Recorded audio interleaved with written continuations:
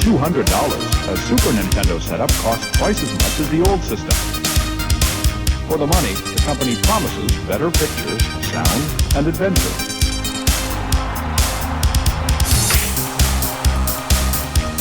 Now you're playing with power, superpower. You're the king, I tell you! The king! Only for Super NES.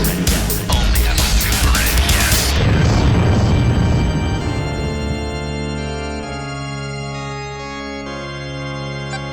You're listening to the SNES podcast with your host, Soul Blazer.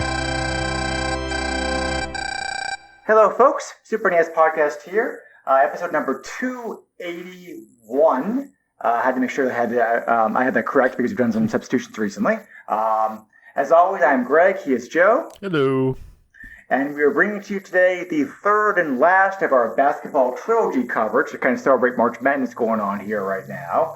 But looking at a very different basketball game, the first two basketball games. I will say at least, but like I mentioned before, the Super NES actually has a lot of basketball games on it.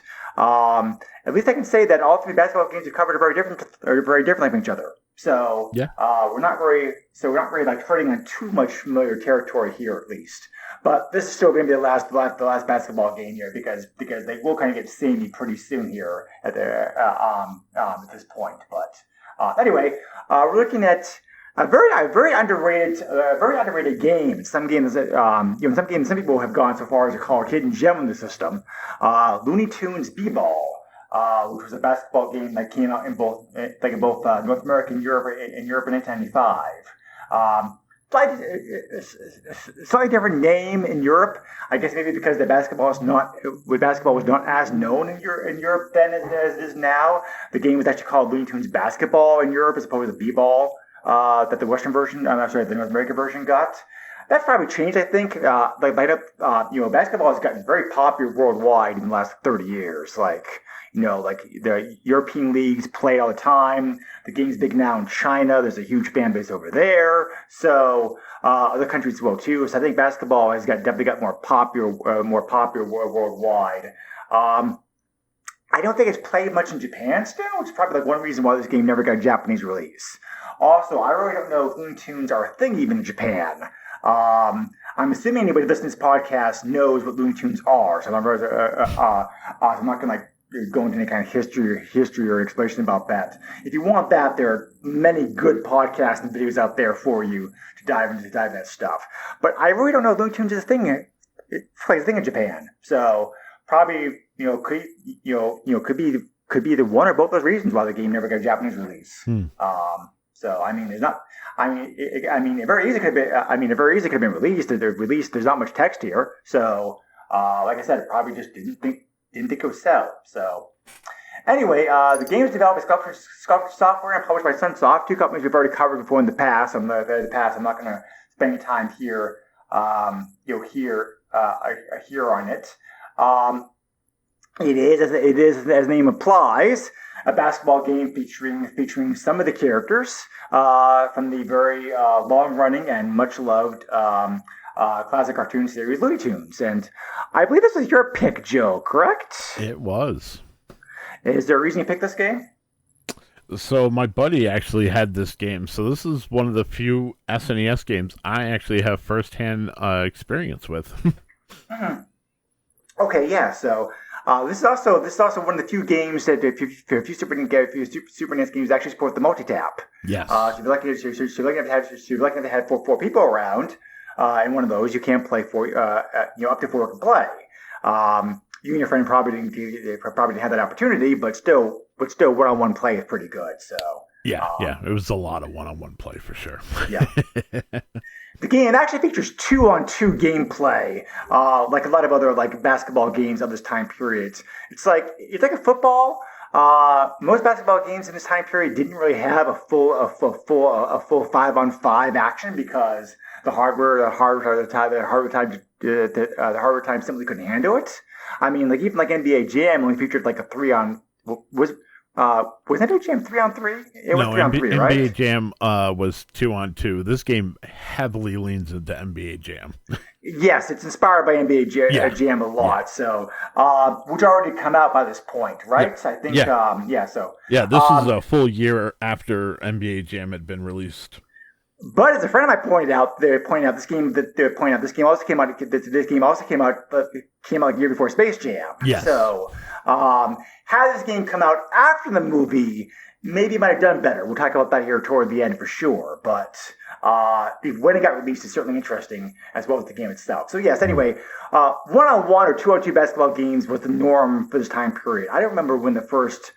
Probably, I didn't look this up, but it probably wasn't until the PlayStation generation that you finally had like 5-on-5 basketball games available in the market because the hardware finally got powerful enough to be able to handle it. So anyway, it's a very basic kind of 2-on-2 basketball game featuring a lot of the Looney Tunes characters and is very heavily inspired both by NBA Jam and also by Looney Tunes source material, of course. The characters are. It's a pretty good roster. It's pretty good roster you can play from. It's not all the Looney Tunes characters, but it certainly is. You probably could. I think you can argue that it probably is the most memorable characters from Looney Tunes. The ones most people like associate. Yeah, it's definitely the most popular ones for sure. Yeah. I think they probably could have included. What was his name? The Rooster. Loghorn. Yeah. Loghorn. Leghorn. He's the only. Like that. Yeah. He's the only mission hero. I think from otherwise. It's really like good cast, but you have Bugs Bunny, Daffy Duck, Elmer Fudd, Wile E. Coyote, Tasmanian Devil, Yosemite Sam, Sylvester the Cat, and Marvin the Martian. And all these characters, with the exception of Wile and Yosemite, who never spoke in the cartoon, at least back then, were all voiced by Greg Birdson, who was doing the voices for those characters during this time period. So, so anyway, now that we got the basics here set up. Joe, you actually have familiarity with this game, like I did, because to me, because I never even heard this game until you announced it for the podcast. So, tell us all about it, please. Yeah, so this is a basketball game in the vein of NBA Jam. So we don't have any rules. It's your traditional 2-on-2. There's a couple simple rules in the game, though, just to be fair, like shot clock violations. Well, right. So there's shot clock violations, and I think there's even goaltending. Yes. So, to this day, I think in most basketball games, it's very hard to get goaltending. Like, you have to really be, like... It's hard to in real life, too. Yeah. It's hard to show that you're intentionally trying to block the ball. You know what I mean? That's going to go in. But anyways, so where this game differs, it has a Looney scale. So the Looney scale ranges from 1 to 5, 5 being insanely loony. This game has to be played on 5. I just want to throw that out there right now. Like, you shouldn't be playing on anything other than 5. This game is chaotic in the best way possible. One of the other things I want to mention, too, is there's an option, and it says follow mode. That is automatically switched to off when you start the game. You want to switch that to on. Follow mode is actually what makes it so that you can control your partner. So don't play with that. Yeah, I'm surprised it's turned off by default. I thought that was odd as well. So, needless to say, my first game, I was like, "What's going on? Like, why can't I control my player?" But yeah, and there's obviously cheat codes here as well. Honestly, I like that there are cheat codes that can be put in, but I'm gonna tell you, you really don't need them. So we'll cover the cheat codes briefly at the end. There are some good cheat codes, I think. I mean, I agree with you that they're not. I do agree. But there are some pretty wacky, fun ones you can use to mess around things. So, yeah, absolutely. I'm happy they're here. So. So we talked about the wacky meter. So one of the things that you need to do is collect gems, which will appear on the court. this is a currency. You can hold up to 99 cents total, and then you can spend that currency on different specials.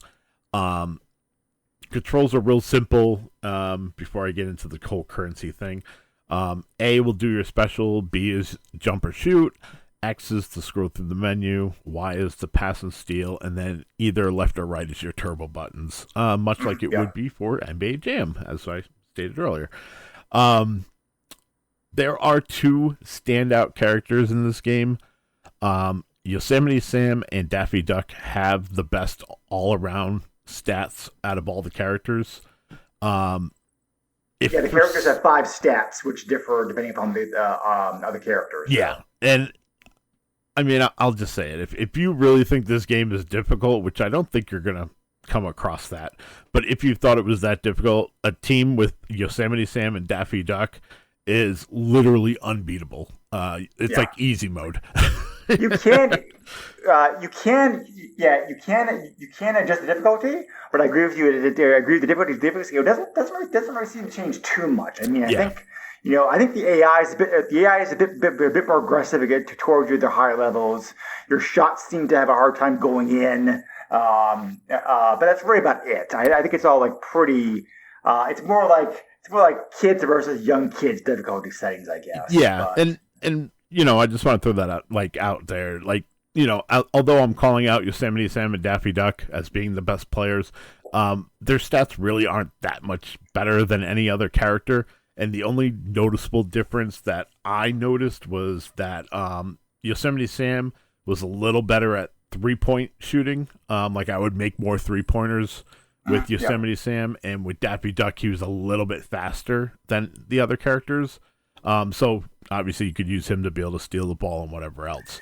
Yeah, so the stats in this game are shooting, 3-pointers, defense, speed, and stamina, and they're all like pretty self-explanatory of what they do. So. And I talked about the max of 99 cents. The gems that you can collect are green, which are equal to 1 cent, red, which are equal to 5, blue, which are equal to 25.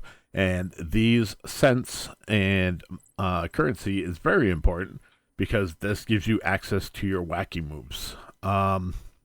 So you get cream pies to the face, there's time bombs, hot potato, there's a Vegas slot machine, which will add a multiplier to your shot. Long range, which will help you make full court shots for buzzer beaters. And those all cost a certain amount of currency. I, of course, did not note what the actual cost of those moves were because I'm that awesome. But yeah, it is pretty cool. They have some defensive wacky moves as well. I noted that Elmer Fudd will don his opera outfit, and I can't think of the episode or the short film that was from, but Bugs will also dress up as the girl with the blonde hair for his, and it will distract the players, long enough for you to be able to, shoot the ball and be able to score. Man, gameplay is so good. Like, it actually feels really good. It feels like NBA Jam, just with, like I said, the wacky meter turned up. There is a chance to be on fire. Your character doesn't actually catch fire. They just flash blue while you have it. But if you are able to get 3 baskets or buckets in a row, you will flash blue, and that's basically like you're on fire thing, which is pretty cool. I also like that you could pause the game, but there's also, like, you can press up and down to actually be able to rewind play. So this way, there is a friendly argument, quote unquote, friendly argument about whether something was justified going in or not. You can actually see a replay, which is great. I think the biggest thing for me, and this kind of goes towards graphics talk, but I think it's important here for gameplay as well. There is no turbo bar, which for me was a bit distracting because then I'm not paying so much attention to what my character's doing to try to score. Whereas, so the way Turbo works here is like your character will show an expression, and obviously when you exhaust all your turbo, he looks exhausted. And it's in the corner of the screen, and it's not where you're going to generally be looking when you're playing the game. So I kind of fault the game a little bit for that, but that's a very small nitpick. But yeah, I recommended this game for a reason, because I have some core memories of this game being absolute fun, getting a group of friends together, and literally like 6 of us just doing like match after match, just rotating out the player 2 controller. Lots of fun. And this had to be covered. It had to be covered. Yeah. Yeah, for sure. I can see why you like this so much. Thank you very much. Like that, very detailed explanation. Yeah. I do really like how each character has their own like special, unique, signature long range shot that feels appropriate for the character as you know them from the cartoon. So, and even though the game is clearly inspired by and plays similar to NBA Jam a lot, it still has its own unique flair to it. I thought because it certainly is.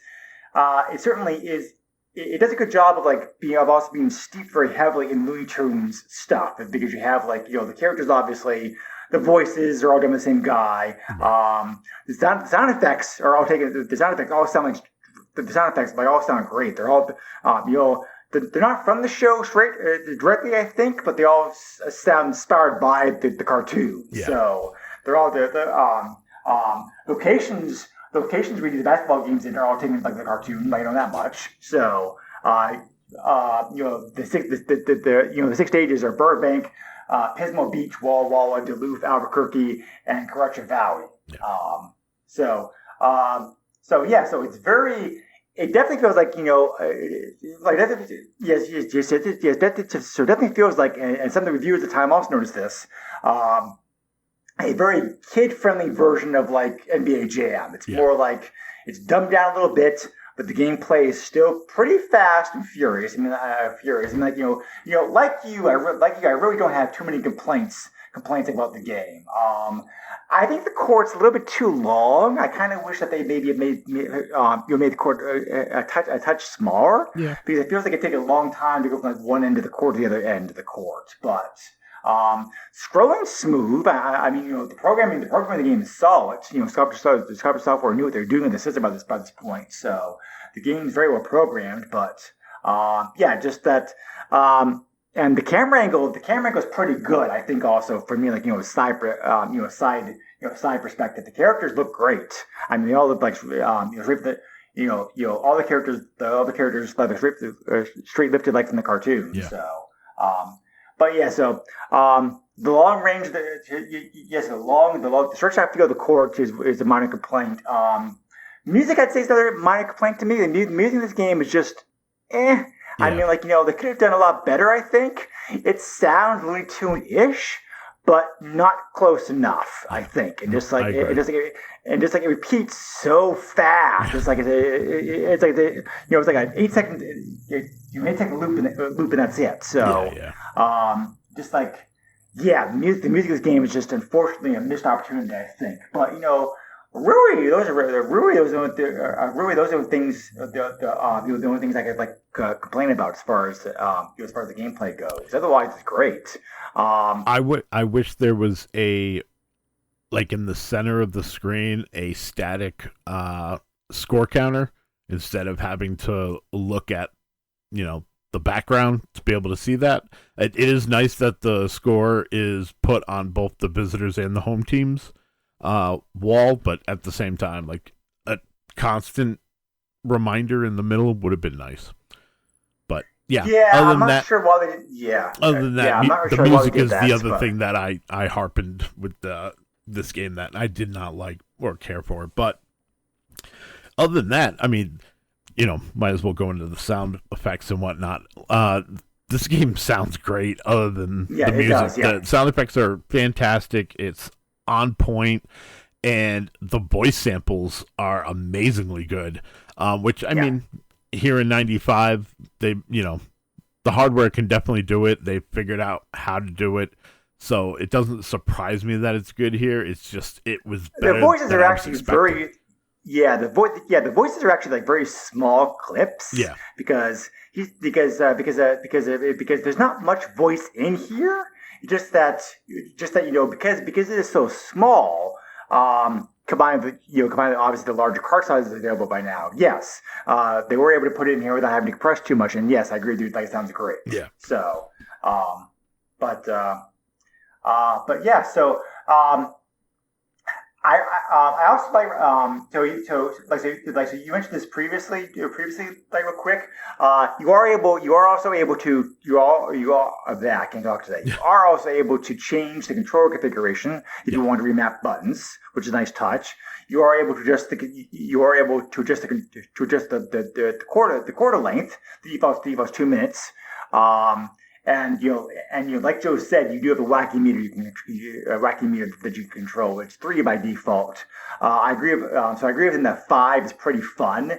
Like one of the things that can happen is like is every now and then the game ball will turn into a dog. Yeah. And try to run around the court. The court is it's really zany. So.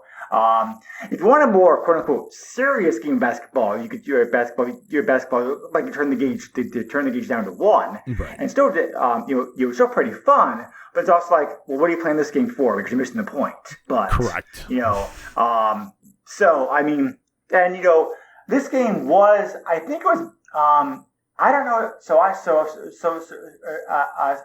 don't know if this was aimed specifically at younger kids.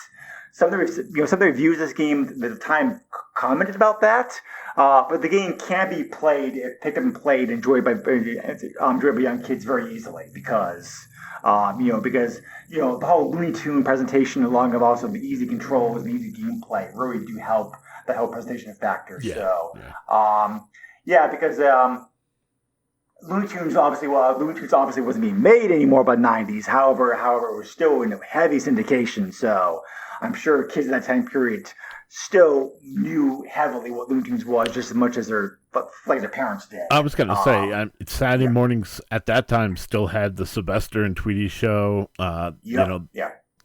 Bugs Hour. Tiny Toons was making their waves. So, I mean, Looney Tunes were still in the conversation. I remember, this was around this time we had Bugs and Taz in backwards clothes on our t-shirts, because that and crisscross were a thing. 90s were wild. But yeah. So, I mean, and they had the Tasmanian Devil cartoon as well. So the 90s really were, I think, it was a really big resurgence for Looney Tunes after kind of being kind of quiet. I mean, they released some movies and they had the Bugs Bunny Looney Tunes Hour, Saturday mornings, but we started to get, like I said, Tiny Toons, Tasmanian Devil, the Sylvester and Tweety show. There was another one as well that I can't think of at the moment, but Looney Tunes was in the conversation, and unfortunately it's sad that here 26 years later it's almost not in the conversation anymore, which is kind of disappointing. Nowadays certain characters think better than others, I think. They mentioned Taz, he's still around, but he's still there is, by the way, a Tasmania game with the Super NES, which we will cover at some point as well too. Yes. So so Bugs Bunny, of course, is pretty immortal. Everybody knows what he is. It's the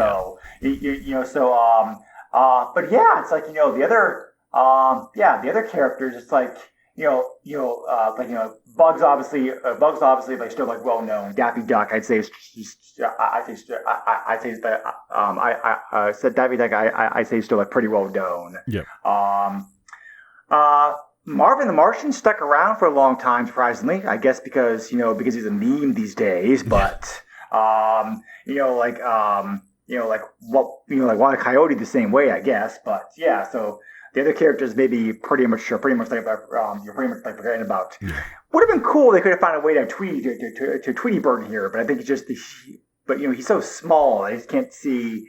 I programmed for the there's just like how the programmers could have had him like juggling a basketball around. I don't know. So. Yeah, I was thinking like the yin and the yang. Like because you got Bugs and Daffy. They're kind of the yin and the yang of each other. Yeah. We have Wile E. Coyote. Focuses on that. Yeah. Right. So we have Wile E. Coyote, but how do you animate the Roadrunner to be a basketball player? You know what I mean?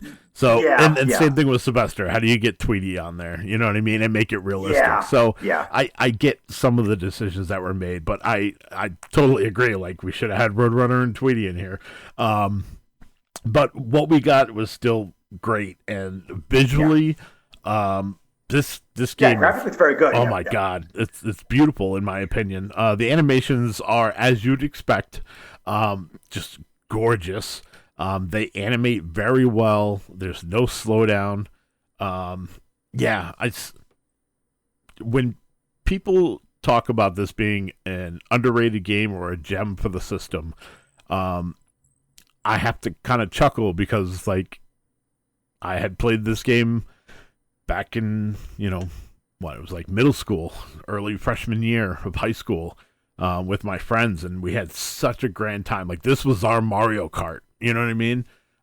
We would literally just get together to play games of Looney Tunes B-Ball, and like to hear people kind of talk about it like it's unknown and not spoken about by the greater community is kind of sad. Like this is a game that shouldn't be a gem or it shouldn't be underrated. It should be in the conversation.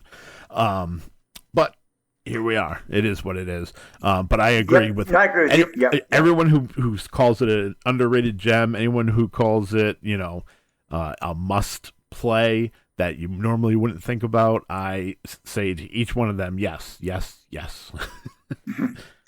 I definitely agree with everything you just said. This is a good segue here, talking about segue here, talking about reviews and reception.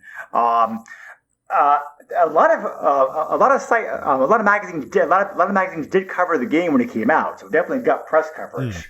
They all said, they all gave it pretty high marks. Like Next Generation was actually the most harshest with like the review on it, saying saying it was like kind of a too easy game for like older kids to play, but they still gave it they still gave it 3 out of 5 stars. GamePro gave it 16.5 out of 20. Then you have like Consoles Plus 85%, Mega Fun 79%, Playtime 79%, Power Unlimited 83%, total B-, Ultra Player 4 out of 5 stars. Like everybody gave everybody gave it good marks. So the game definitely reviewed very well. As Joe just said, however, and I kind of touched upon in the beginning, because in fact I never had heard of it. The game didn't sell very well, and I think timing is a huge part of it. I think when the game was released, the developers and programmers probably did not know that a Looney Tunes movie was pretty much not entirely Looney Tunes, but you know what I mean. Movie was in the works to come out like pretty soon in the form of Space Jam. So unfortunately, had the timing been different, had this game come out after, or even better, they could have found out about one another and actually released at the same time as a tie-in. This game would have sold very well, I think. But when it came out, the market was already saturated with basketball games, and there wasn't Looney Tunes. Like I said, like Joe said, there was car stuff still being done with them, but they weren't as active as they had been in previous generations. It just kind of seemed like just a combination of like bad timing and not getting a lot of press. Press. The game did review very well, but obviously Sunsoft probably did not put much oomph behind the release of this game because they figured that what's the point? Like the kids' game's not going to sell very well. So therefore we have a small print run, and therefore a game that probably therefore a game that really got like noticed and that kind of ties to the scarcity of the game on eBay. Well, scarcity compared to other Super NES games and games, and the higher prices that the that you expect to pay for it because licensing issues, of course, this game's ever been released.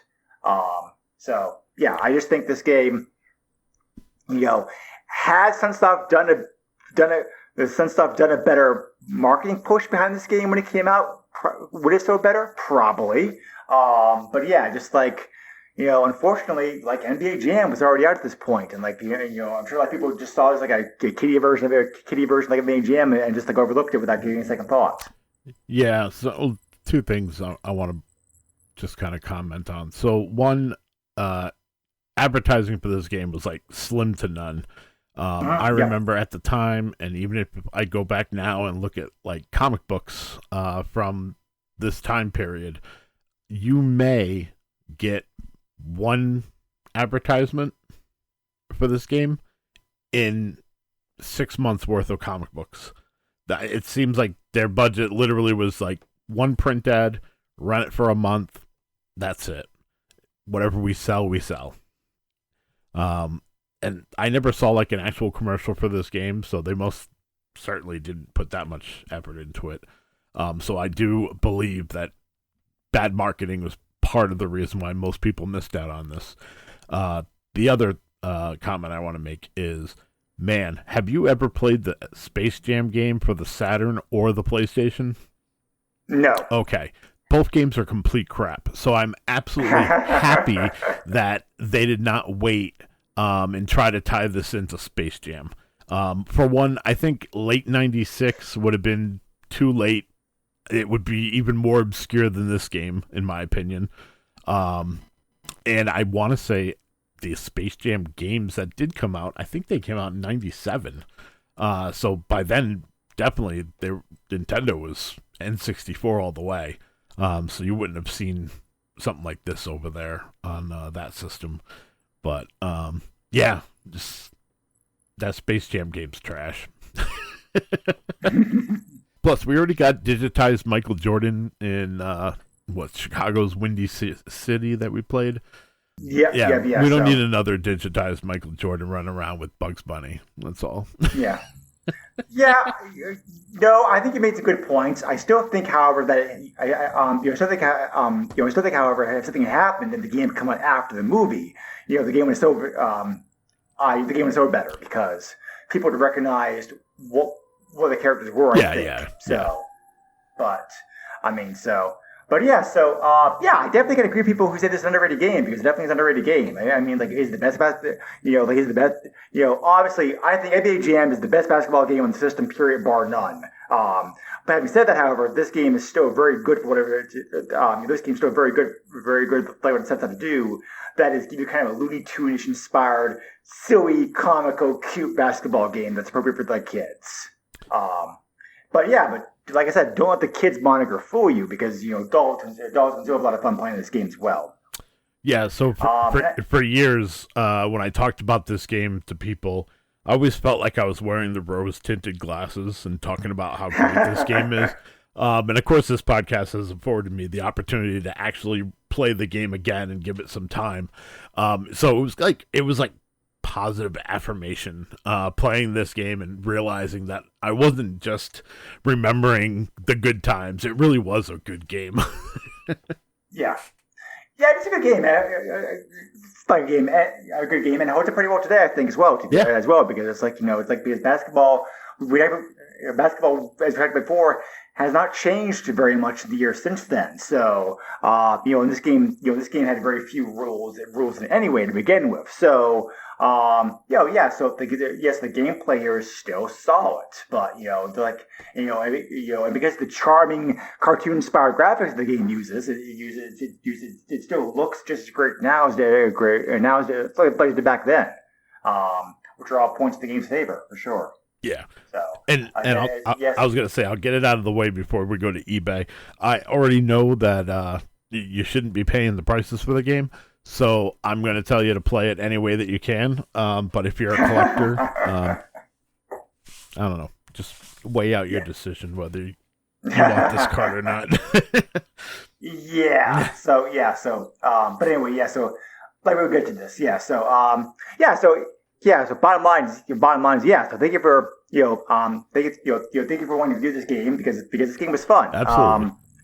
I definitely this is this is a very good Looney Tunes inspired version of basketball here for sure. So we mentioned before the codes, and I think most of these codes were available in the manual, Joe. I think they actually remember correctly. So I had really bad friends growing up, so I couldn't tell you because I wouldn't be able to see the manual.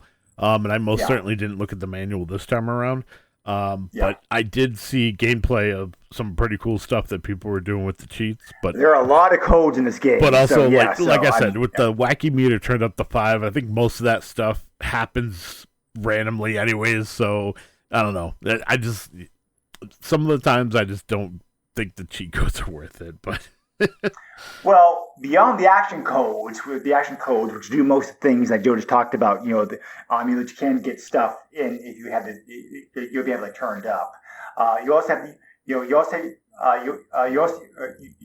have the morphing codes, which allow you to morph your character like somebody else, as well also like during gameplay. And you also can trigger the dog ball at any time. You can do every time. You can do goaltending at any time, and you can also trigger the moon ball or trust me moves like anytime that you want to as well. Like by the codes. Oh, okay. And finally, there's one more Easter egg, a secret in the game, which I'm not sure like even like aware of, Joe. Do you remember how in the Wally cartoons they always cartoons like those always introduced him and the Roadrunner to start. They always have they have these like silly Latinized like names for both him and for their well, that's here too as well. So when treating a character like a versus match, select Wily, flip him around for a while, and eventually his name will change to Duncus Maximus. That's awesome. So a nice nod to the cartoon there. That's great. But anyway, eBay. We've already talked about it like a little bit. The game is uncommon on eBay. You can find it. It's not like it's super, super, super rare. 28 copies of the game are available on eBay. And eBay has been doing research. 44 copies sold recently. There are no repo prices. There are no repos of this game as far as I can tell. And like Joe said, for the most part, this game's expensive. However, not always. I did find one copy of the game, card only. Granted, the label was almost destroyed, but there was a card only version of the game that did sell for the low price of $16. Okay. But most of the prices of the game range anywhere from $50 to $139 for card only. So you are looking toward the higher end of things. So, but anyway, if you really want this game physically, have a little patience. You may be able to snag another copy of the game for cheap like that. So, there was a single copy of this game CIB available. It's over $210. So collectors definitely going to have a hard time getting their hands on a CIB copy if you want that. Cart definitely is expensive. Like I said, if you don't care about condition, wait around a little bit. You can snag a copy for a cheaper price. It looked like the quick check I saw, European copies of the game like even more expensive, probably because the game got even less of a print run in Europe than did like in North America. So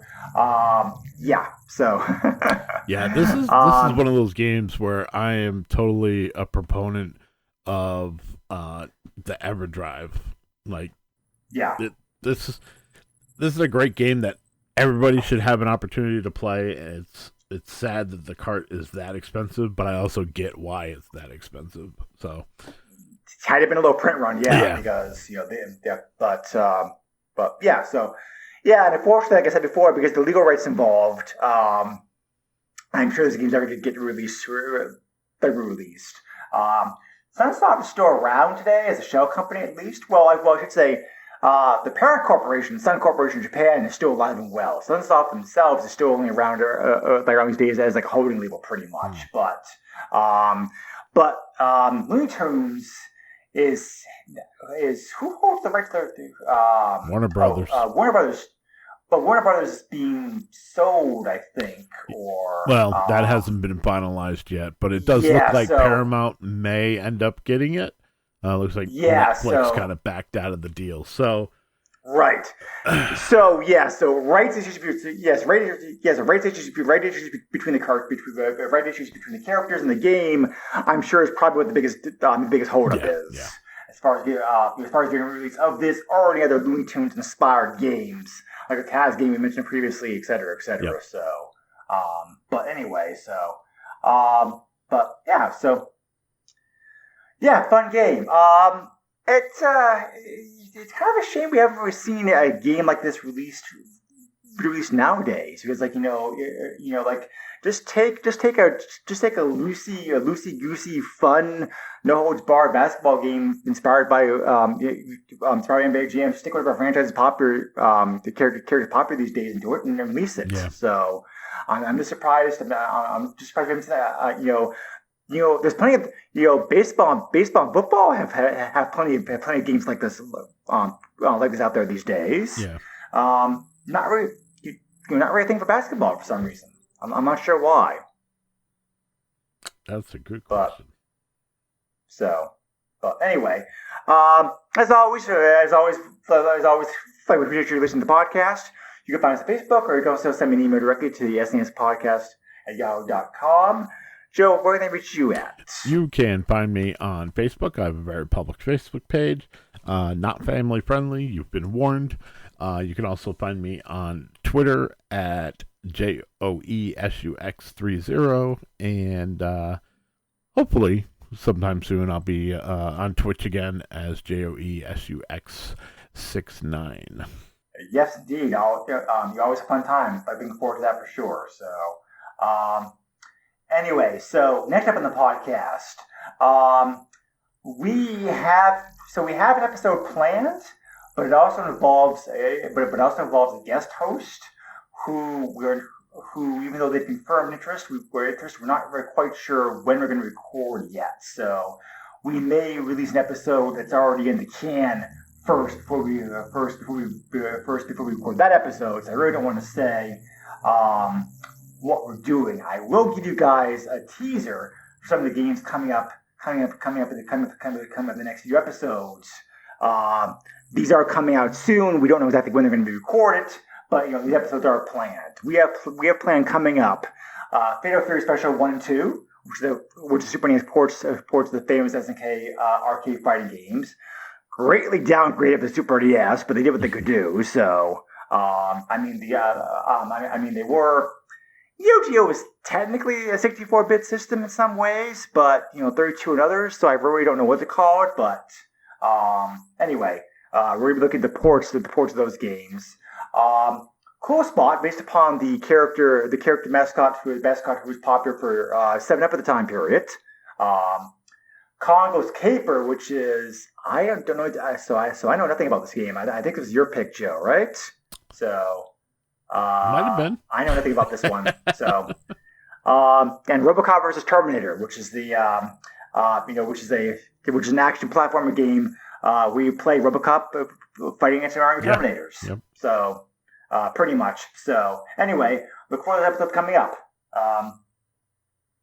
As always, we very much appreciate you listening to the podcast. As always, stay safe, everybody. Be well, and we'll catch you again next time.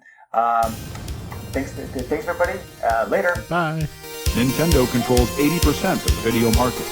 But no matter how you play the game, or which game you play, things definitely have come a long way since Pac-Man. Now you're playing with power. B-Ball power.